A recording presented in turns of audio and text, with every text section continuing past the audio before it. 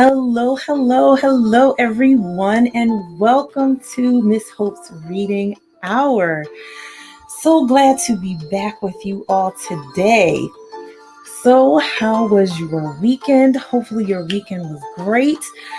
As you all know, I was not here on Friday because I wasn't feeling too good. Having those same tummy troubles that I was having before, but I feel a whole lot better. And I'm glad to be back here with you today on this marvelous Monday. Well, hopefully you had a very good weekend. I had a good weekend. I was feeling a lot better by Saturday. So Saturday was this, Sunday was about that. Then today felt like this. Felt a whole lot better. So hopefully your weekend didn't have anything to do with not feeling good and that you got to have some fun, be with your friends, either online or maybe some came to visit. Of course, with proper social distancing and wearing masks, of course. Hopefully you got to get some fresh air outside, even though it's been kind of chilly. Today, it is like downright cold. I was like, oh, it is really cold outside. So I have a surprise. You won't be able to see this surprise, but you'll be able to hear the surprise. For those of you who have been tuning into Miss Hope's Reading Hour for a while, you know that I have two very special people in my life. They are my two nephews. One of them is with me in the room today for the reading hour. So, David, say hello. Hi. You hear him. He's here with me today. So, we will be reading through these books together along with all of you.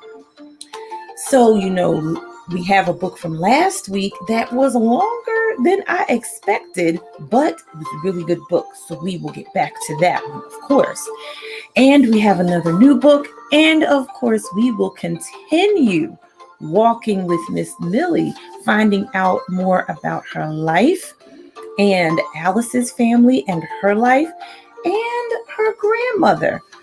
And hopefully some interesting things about her new friend Pam and those McHale boys that are not very friendly, okay?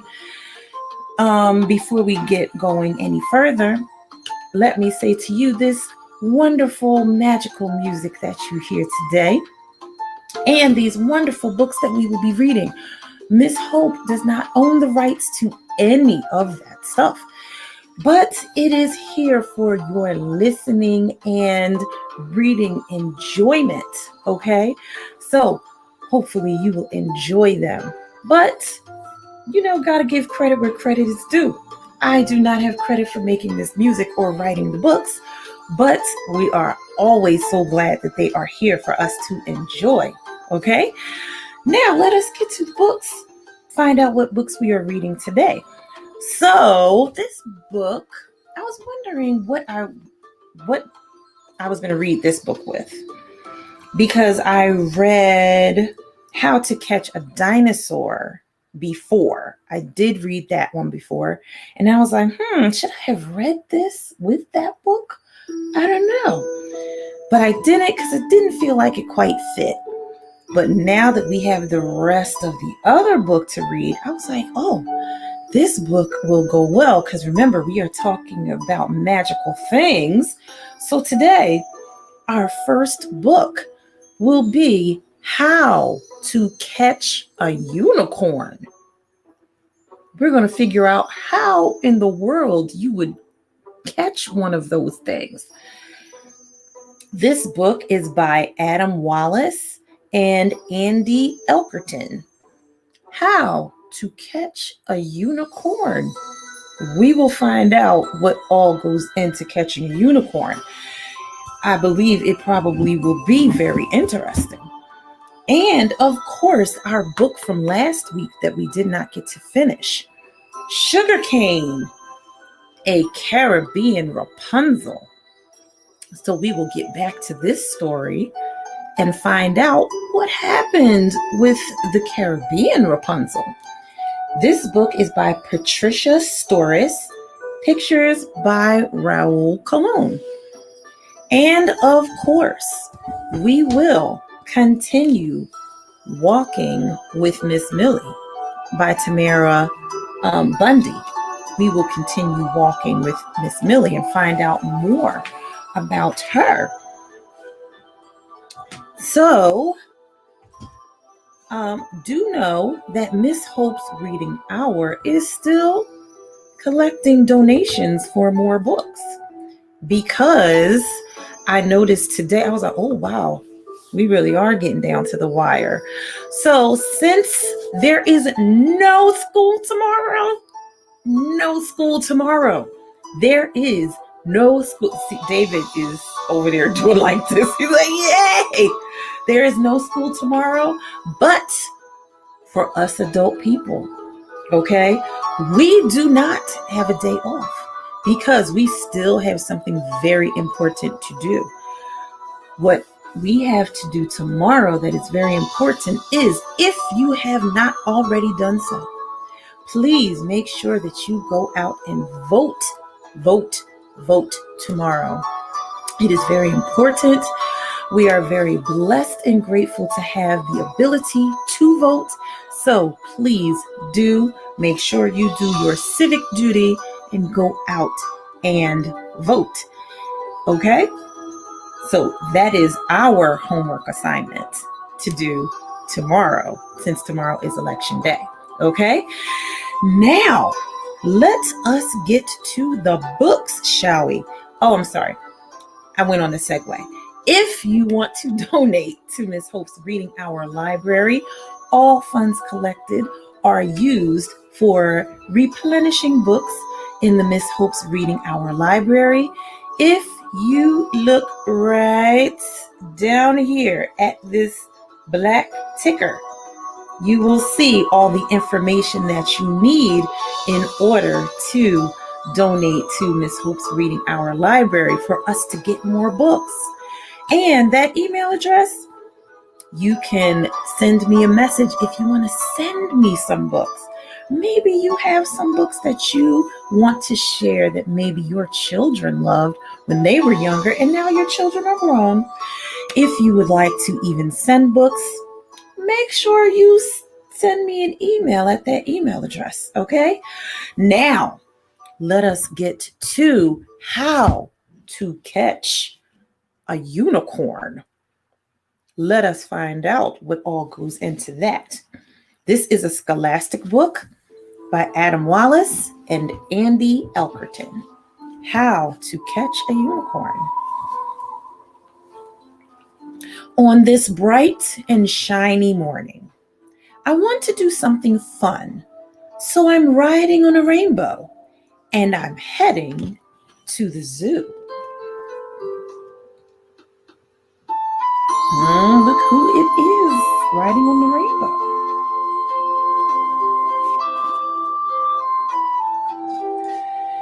The kids think they have spotted me. I thought I'd blend in here. I cannot let them catch me or my magic will disappear. Is that a unicorn? I think they can fly. They leave a trail of glitter behind. I heard they can shrink. Let's catch it.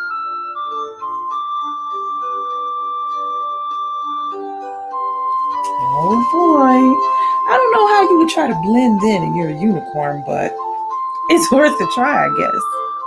Luckily, my animal friends, from the zebra to the ape, are all on board to help me. They will make sure I escape. Who knew the unicorn had friends in the zoo? You learn something new every day. First, I see my stripy cousins, but then I have to fly.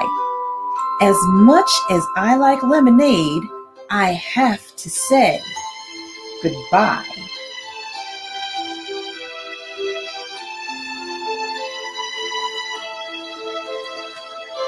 Unicorn lemonade. Oh, they were going to try to catch it with unicorn lemonade. I dodged the plastic parachute being launched from down below.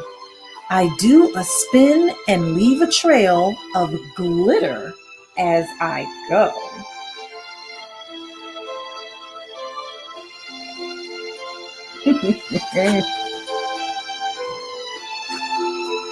I chill with all my penguin pals, but these traps are everywhere. I'll head to the nocturnal house. I hope it's safe in there.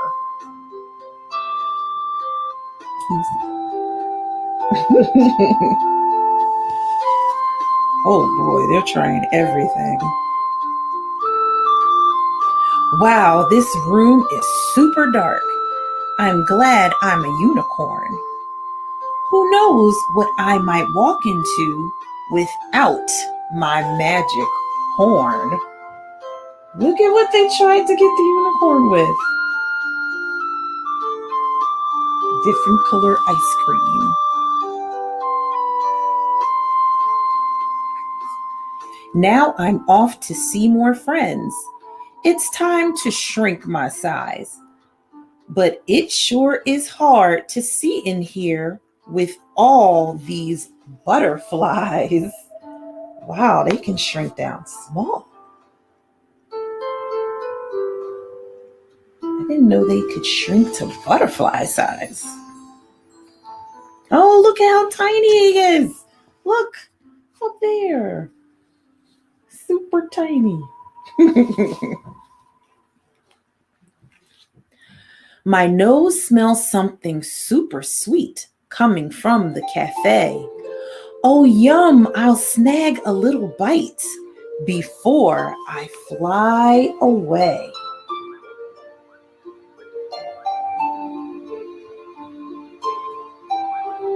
I guess it would be hard to see the unicorn in the jelly. Oh, unicorns eat for free. Next up, I go to where it's hot and where there's lots of scales. The snakes and lizards help me though with their clever use of tails.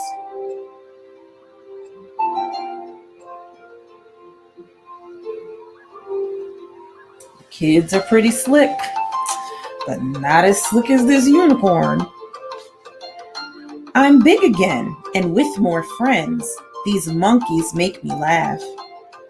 But I would have been caught easily if not for the giraffe.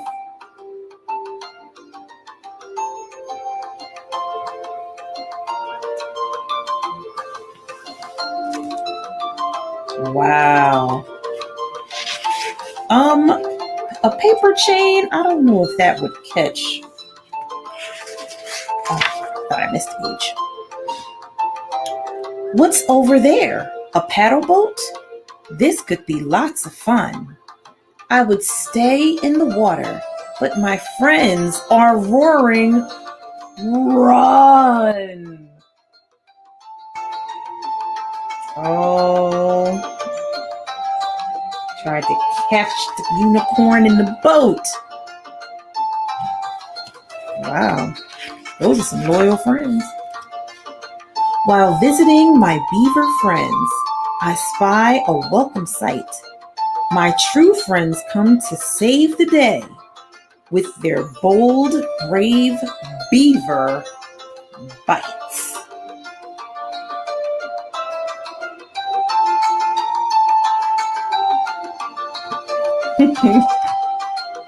Like, oh no, you don't.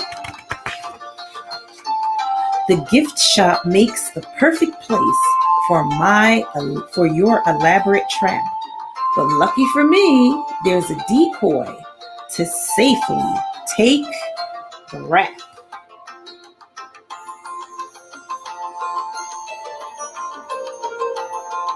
Yeah, there's a lot of stuff in the gift shop you could use to make a trap. Totally a unicorn. We use the narwhal. I had fun with my friends today. The zoo has been a blast. You tried your best.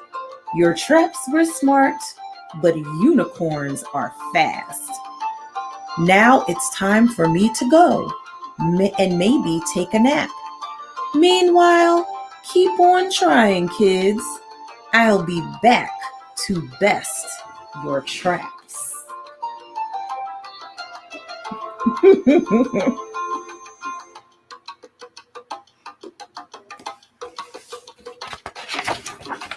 The end.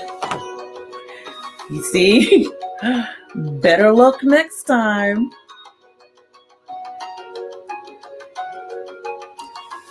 Yeah, they tried. I guess they don't really have it down on how to actually catch a unicorn. Let's see if there'll be a sequel to this one. Maybe one day they'll get it. But for right now, so sorry. No. Now, back to our story of Sugarcane, the Caribbean Rapunzel. So, in the first part of the story, Sugarcane got her name because her mother was pregnant with the baby who was Sugarcane. And her mother loved Sugarcane so much while she was pregnant that that's all that she wanted to eat. So she named the baby Sugarcane. And her father was like, oh, we live near the beach. There's no sugarcane that grows near here. He finds this secret magical garden with this evil woman who runs it. But he didn't know who lived there because at first when he knocked on the door, when he went through the gate, no one answered. But he saw a crop of sugarcane. He said, well, I don't think they'll miss the sugarcane. He went the first time and took some sugarcane. He went a second time and took sugarcane. The third time, the woman with the horned mask came out and said, you thief! Now that you took my sugarcane, I'm going to take your sugarcane. When Sugarcane turns 1 year old, I'm going to come and take her for myself. He tried to hide, but the woman found him and took Sugarcane and made her live in a tower. She got to go to school. She learned music and all the things that she liked, but she could not leave the tower. And she had a beautiful voice and would sing. And there was a man that they named King. And he loved making music too. And he happened to hear Sugarcane singing a beautiful song that sounded just like the one he had just written. That is where we stop the story. Now we need to find out what happened to Sugarcane.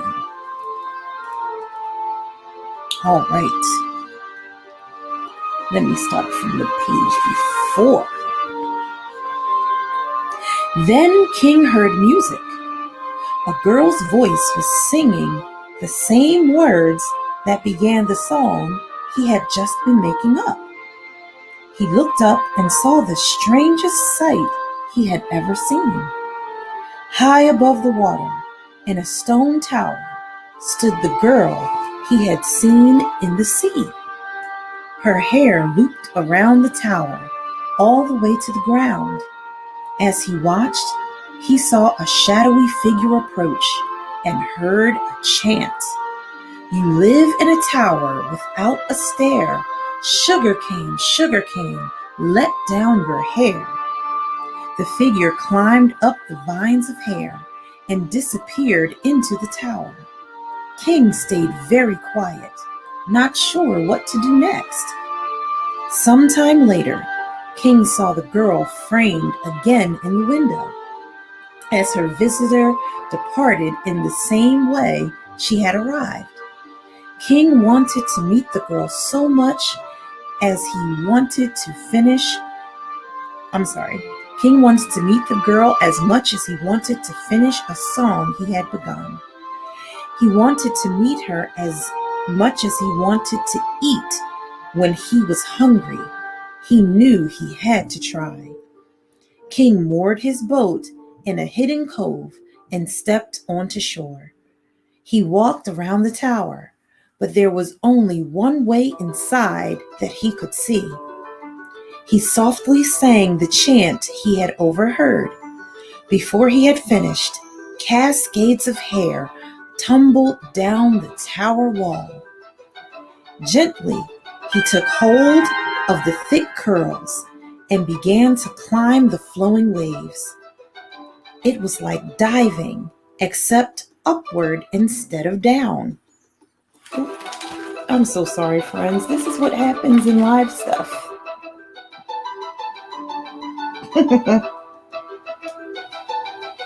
Tuck that under there. There we go. At last, he reached the window where he had seen her. He rested his arms on the stone ledge and peered inside. So this is a picture of King in his boat, playing his guitar. When Sugarcane saw a stranger at the window, she was startled. She had never seen another person. After all, only Madame Fate and her spirit teachers were the people that she had seen. And never had she seen anyone so handsome. The stranger's dark face glowed, lit by the full moon right above his head. She thought he must have dropped from heaven. "Are you from the moon?" Sugarcane asked. "No," the stranger said. "I'm from this island. My name is King. Are you by any chance from the sea?" "The sea?" she said, and laughed. "I saw you in the sea and heard you sing some of the song that was in my mind," King explained. "I'm not from the sea," she said. "My name is Sugarcane, and I live in this tower. Would you mind if I came in? My arms are getting a little tired." King waited until she nodded, then climbed all the way into the room. Once inside, King heard a creak. A bureau drawer in the corner of the room opened a crack, then shut in a snap. "Does your furniture usually move by itself?" he asked a little nervously. "Oh, that's just Callaloo," Sugarcane said. "He's my pet monkey. I guess you could say he's not brave. But the way I think of it, he knows everything about being a friend and nothing about being an enemy. Come on out, Callaloo." The top of a furry green head edged up from the drawer, followed by a pair of round, dark eyes. As soon as the eyes caught sight of King, the head ducked back down. "It's all right, Callaloo," Sugarcane said. "Come meet a new friend." Callaloo scrambled out of the drawer and jumped onto Sugarcane's shoulders. "This is King," she said. Callaloo politely offered a green paw for King to shake. "Does he like sweet things?" King asked. Sugarcane nodded. "You've never met anyone with a sweet tooth like his. Ice cream cones, candied ginger, bananas baked in sugar, and he eats molasses with a spoon." Pictures of Sugarcane and King as they're talking.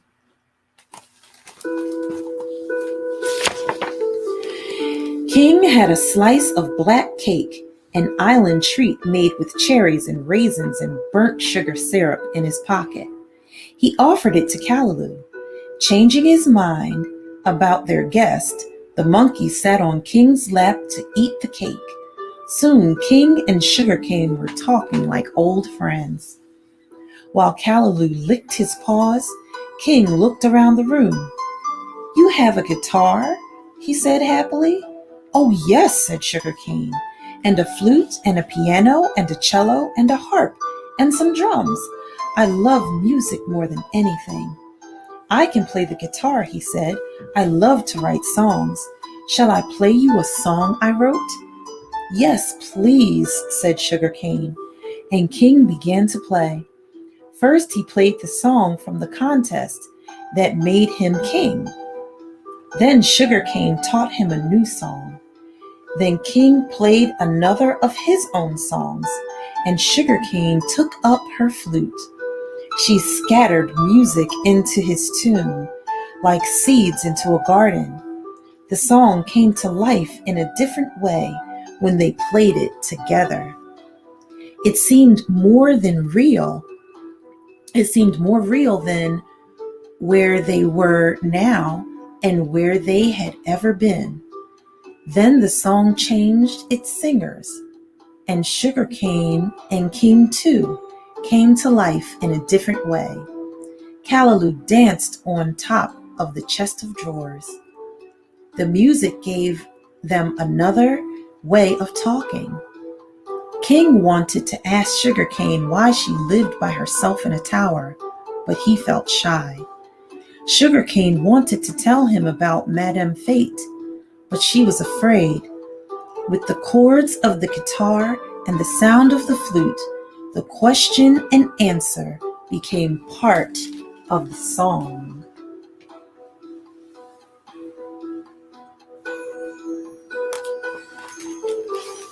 Soon Sugarcane noticed that the sky was changing color. "It's almost morning," she told King. "You have to leave now or we'll get in trouble." "All right," King agreed, "but I promise I'll come back to see you in a few days."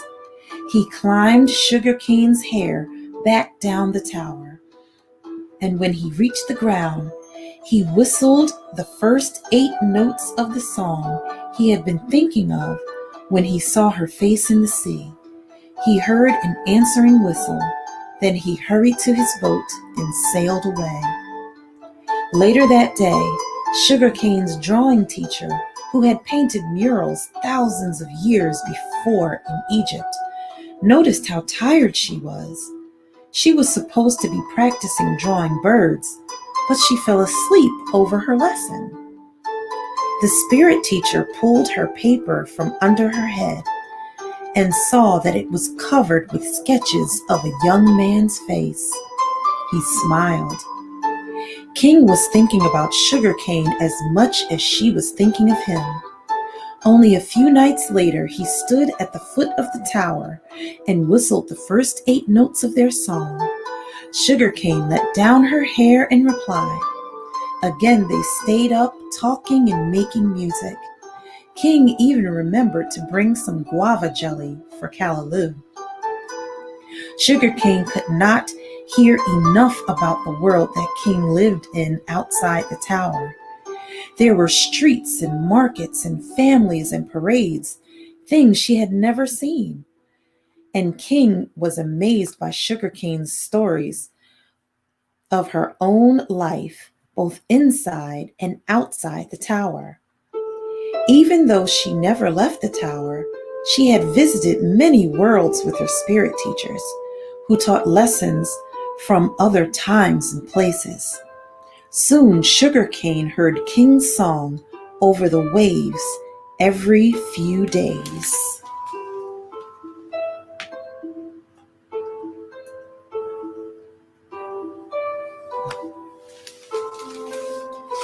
Then she would let down her hair.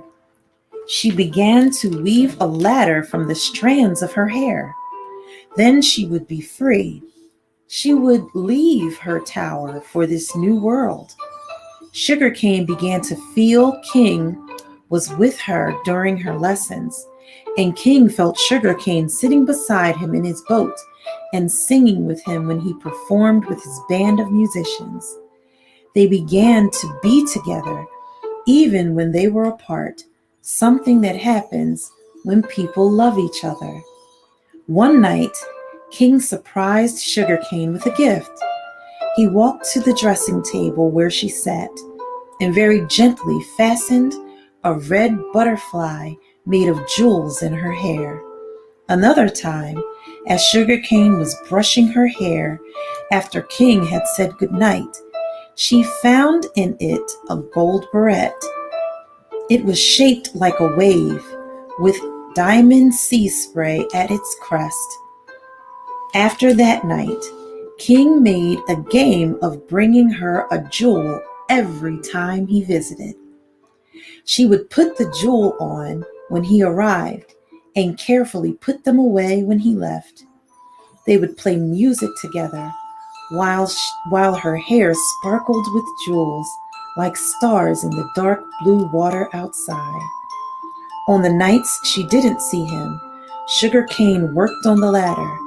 Soon she would leave the tower herself, and she and King would be married. On those nights, she sometimes wore her jewels.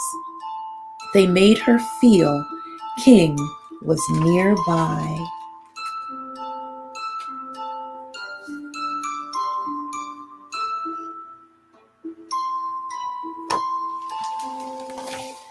Sugarcane was able to keep King's visits a secret, but she could not hide the new joy their friendship gave her. Her spirit teachers saw it and were very happy for her, but Madame Fate saw it too. And Madame Fate did not like it at all. She began to pay Sugarcane surprise visits, hoping to find the reason for her new mood. One night, Madame Fate stayed longer than usual after supper, and she nearly caught King. She thought she heard someone whistling, but Callaloo broke a plate and drowned out the noise.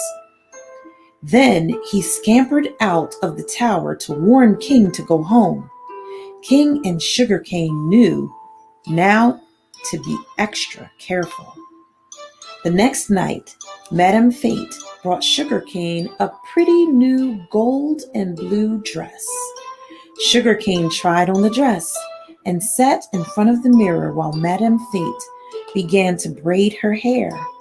Suddenly, Madame Fate held up something that glittered in the light. The jeweled butterfly that King had given Sugarcane. It had slipped underneath her thick black ringlets. "This is no gift of mine," said Madame Fate, holding the gem up to the candlelight. "But a gift to you belongs to me." She threw the ornament toward the tower window. Instead of crashing to the floor, its ruby wings began to flutter. It hovered for a moment near Sugarcane, then darted out the window. Sugarcane reached for it, but it was gone. Madame Fate tried to catch it, but it escaped her grasp. "The butterfly that King gave me," Sugarcane cried out. "And who," Madame Fate said icily, "is King?" At the sound of her voice, Callaloo scuttled under the bed. "My true love," replied Sugarcane clearly. "My friend, the one I will marry." Madame Fate seized a pair of scissors that lay on the dressing table. Her eyes had a cutting gleam like the scissors' metal blades. She took the braids and waterfalls of Sugarcane's hair. Oh no! What is she going to do? The braids and waterfalls of Sugarcane's hair, sheared them off and threw them out the window. "Then go to him, you ungrateful girl." She hurled the scissors across the floor, slammed the door to Sugarcane's room, and locked it behind her. Sugarcane heard Madame Fate's voice chanting spells. Then she heard the sound of the tower doors slamming one by one. Sugarcane did not waste a moment. She thought only of being safe from Madame Fate's fury. She ran to the cupboard where she had hidden the ladder she was making. It was almost long enough. She dropped the ladder over the ledge. "Come on, Callaloo," she whispered. "Hurry before she comes back." She stepped onto the ladder, climbed down to the last step, and jumped the rest of the way. The monkey had not followed her. "Where are you, Callaloo?" she said. "Come on, sweet boy." Callaloo scrambled headlong down the ladder and jumped into her arms, clinging tightly to her neck. His closed fists were full of something. She hoped he had brought some of the jewels that King had given her, but Sugarcane did not stop to look. She picked up one of her fallen braids and put it in her pocket as a keepsake. Then she and Callaloo made their way to the water's edge. Now where could they go? She wished with all her power that she would see King's boat gliding toward them, but the sea was dark and empty. Oh, look at her cutting off all of her hair. Oh, goodness. Callaloo put his paws to her face to show her what he had brought. "Oh, Callaloo, it's candy!" He had snatched up 2 fistfuls of jeweled-colored candies in bright wrappers, emerald, pink, purple, red, and topaz-colored. His idea of help. "Never mind," she said. "You tried. You have one, and I'll have one." Sugarcane reached into the mound of candy. Her fingers closed on something hard.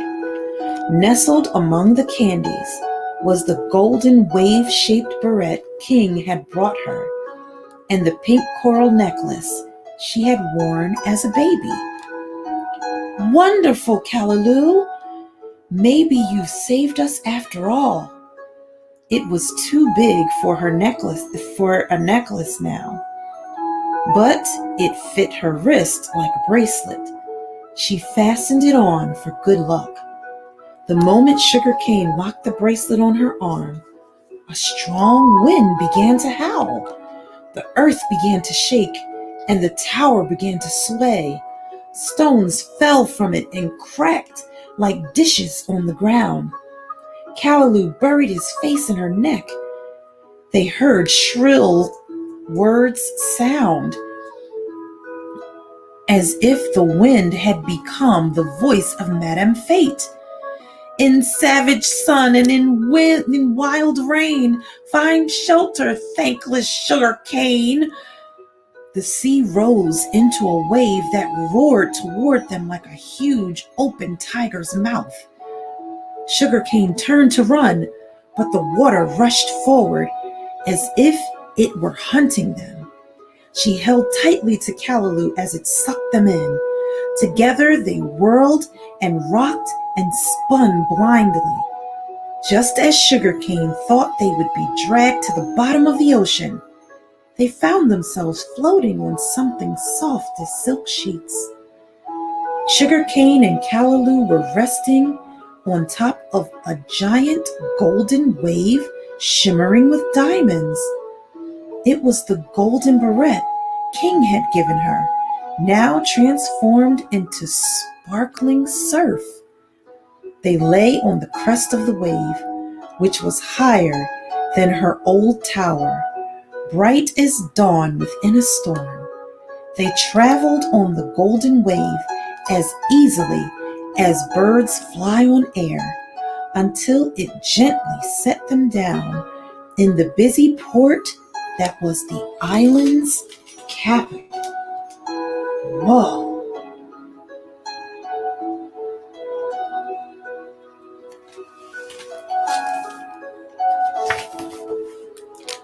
Wow, look at that. That is pretty amazing.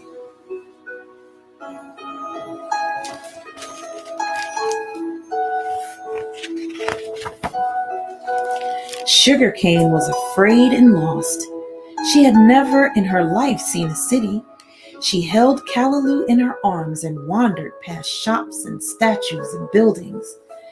As she walked upward, amazed to be climbing the first hill of her life, some children who were playing in the garden of a fine house called to her. They wanted to play with Callaloo. The children gave Sugarcane and Callaloo breakfast. Wait a minute, let me see how much longer I gotta do. Okay, we should be done. Wow, this is a long book. Very exciting too.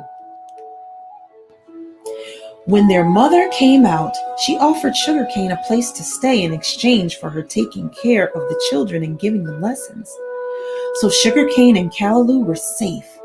They could begin to search for King among all these people. King, too, was searching for them, though he could hardly believe he would find them. There was no trace left of the tower, nor any sign that Sugarcane had ever lived. He traveled to all the other islands nearby, hoping that Madame Fate might have hidden Sugarcane elsewhere. But no one had seen or heard of Sugarcane and Callaloo. Months went by. Sugarcane worked on making a guitar. When she carved and polished the wood, she felt as if she were talking to King. Finally, she fitted the guitar with strings she had woven from the braid she saved of her hair. The guitar sounded sweet and strong and true. She would take the guitar to the great park high above the city, where she could see the mountains and the sea. She found a favorite corner there, near a pond where flamingos bathed and a waterfall raced down a cliff. She often took Callaloo and played music for hours, but she would never play the song that had been the secret sign between King and herself at the tower. Sometimes she was too sad to even play other songs. One afternoon, while Callaloo dozed, Sugarcane sat quietly, holding the guitar in her lap, dreaming of King. Suddenly, a brilliant scarlet butterfly drifted onto the strings of her guitar. It walked up and down them, opening and closing its wings.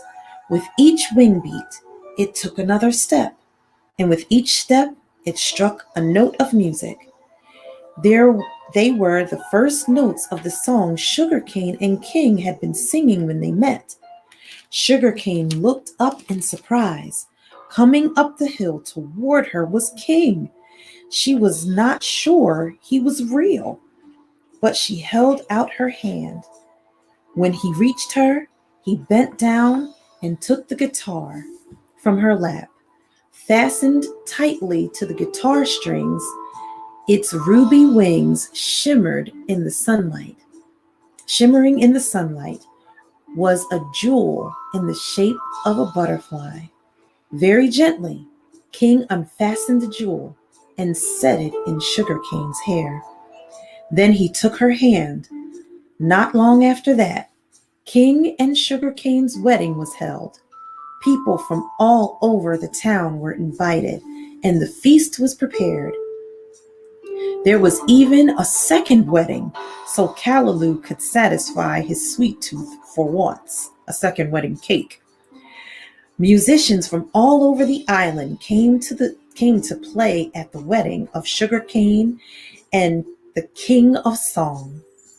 People passing by were invited in to toast the bride and groom. As the groom and bride joined hands for their first dance, someone in the crowd cried out. A woman had recognized the coral bracelet on Sugarcane's wrist.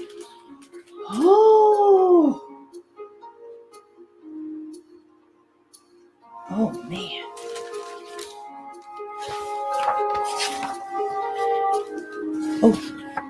It looked exactly like the necklace she had made for her baby daughter's first birthday so long ago. The musicians fell silent as the woman came forward with her husband. With their hearts pounding, the couple asked to see the bride's bracelet.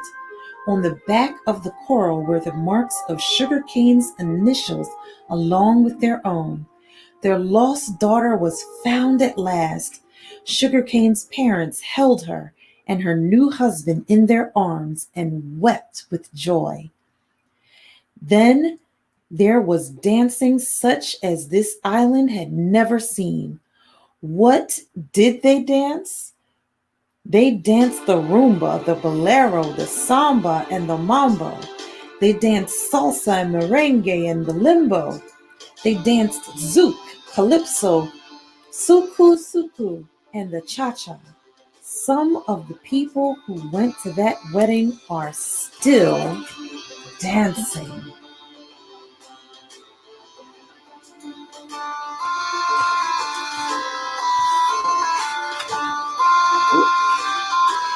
As for King and Sugarcane, they loved each other more and more and lived happily ever after. They lived so happily that they even remembered to wish love and happiness to you and me. The end. Oh man, that was such a good story. Sugarcane, the Caribbean Rapunzel. Man, that was a good story. Yes, David. How old were they? Well, they were old enough to get married. Oh. Woo, that was a good story. Now let us spend some time walking with Miss Millie, okay? Now, before where we ended in chapter 16, yes, chapter 16, Alice had found another letter poem of her dad. And she realized that she was going to have to go somewhere that she really wasn't going to want to go. Now we need to find out where that place is that she's going. Okay, chapter 17 of Walking with Miss Millie. I waved my arms in the air to get Eddie's attention as I yelled to Pam, I have to go to the cemetery. What? Pam yelled back. The cemetery. I need to go there now. Pam walked over to me. Did you say y'all want to go to the cemetery? Now? Why y'all want to go there? It's another letter. There's a bench in the cemetery where Daddy sat with Mama, and they had their first kiss. I need to go find it and bring back something from there to show Daddy to remind him. What's your hurry? Pam asked. I didn't want to tell Pam that I couldn't picture Daddy anymore. Couldn't bring myself to say out loud I was forgetting him. My heart was beating louder as I climbed down the bleachers. Still, I heard Pam's voice loud and clear. Don't you think your daddy would come if he wanted to? I walked over to her, my face feeling hot with every word. How could she say that? Her daddy's home all the time. What does she know about how it feels to forget your own daddy? You can't understand. This will work. My daddy just needs to be reminded how he used to feel, and it has to be soon. By now, Eddie was waiting for me to interpret what we were saying, but I couldn't stop long enough to sign. I turned and started running to the cemetery like my life depended on it. When I got to the big iron gate, I stopped dead in my tracks. I was so mad I hadn't figured out what it would take to really go into a cemetery by myself. I looked around the gate. Maybe there was a bench outside the cemetery that could be their bench, but no such luck. I had to go in and get to that bench. My heart was beating so fast, I was getting dizzy. I wished Miss Millie was here. I remembered how easy she walked in that gate and all the way to the back of the cemetery to see her Clayton. I put one foot in front of the other and went inside the gate. Then I heard something. It was a crunching noise. Something was moving. It was getting closer to me. Right then, a shadow fell over me and I screamed. "What you screaming for?" a bicycle rider asked me. But it wasn't any rider. It was one of those McHale brothers, the younger one. "I wasn't screaming," I answered. "Well, it sure enough sounded like a scream. Ain't y'all never been seen a bike in a cemetery before?" he said, and started laughing. "I'm not talking to you." I continued walking deeper into the cemetery. "Well, I was talking to you. Y'all don't gotta be so mean." I couldn't believe that. One of the McHale brothers telling me not to be mean. But before I could muster up a comeback, Eddie and Pam came running up the cemetery path. "What you doing here, Pam?" the McHale boy asked. "Me and Eddie was chasing Alice, but she's pretty fast. Eddie couldn't drive that fast." "What you doing here?" "Just riding my bike." He looked back at me like he wanted to say something, but instead, he shook his head. I turned back to Pam and mumbled, "Don't be late coming home." Dad was in one of those moods when I left the house. Oh, wait a minute. He turned back to Pam and mumbled, "Oh, don't be late coming home." Dad was in one of his moods when I left the house. So don't make him madder by being late again. With that, he jumped on his bike and left. "Dad?" I said and turned to Pam. "Yes," Pam spoke slowly, assuming Eddie could read lips. "That is my brother." Eddie nodded like that made all the sense in the world. "So if he's your brother, that makes you, McHale?" "Yep, Pamela Lynn McHale at your service." With her last words, she bowed. But I didn't know exactly how to ask this in a polite way. "Isn't everyone in your family mean?" Okay, maybe there wasn't a bit of politeness in that question, but still, I wondered. Pam kind of laughed, but it wasn't a happy giggle, the happy giggle I'd grown used to. "No, silly. Now, my daddy gets really mad sometimes, and he can be kind of mean. Mama says he's under a lot of pressure looking for a job. And my oldest brother, he tries to be like daddy. But my other brother, the one there who just left, he's nice, real nice." I remember Miss Millie telling me about the McHale's daddy not wanting Black people in his neighborhood. So I had to agree with Pam that her daddy could be mean, but I wasn't ready to agree with her about even one of her brothers being nice. But just as I opened my mouth to say so, I saw it. It was a bench nestled under a big oak tree in the middle of the cemetery. It had to be Mama and Daddy's bench. I walked over to it and ran my fingers over the roughness of the wrought iron bench where Mama and Daddy had their first kiss. I sat down and pulled out the other letter in my pocket and read it aloud. "A cemetery's bench was never meant for this, but under that old oak tree, we shared our first kiss."